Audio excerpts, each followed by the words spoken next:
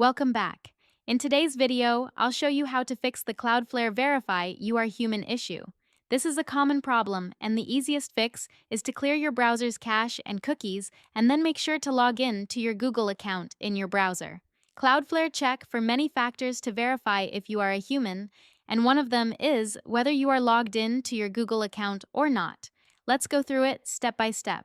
First, open Google Chrome and click the three dots in the top right corner. From the menu, select Settings. Once you're on the Settings page, scroll down and click Privacy and Security. Now, choose Clear Browsing Data. Then, set the time range to all time. Make sure the boxes for cookies and other site data and cached images and files are checked. And click Clear Data. If it still appears, as I said, log into your Google account in your browser or double-check your internet connection or try using a different browser. That's it.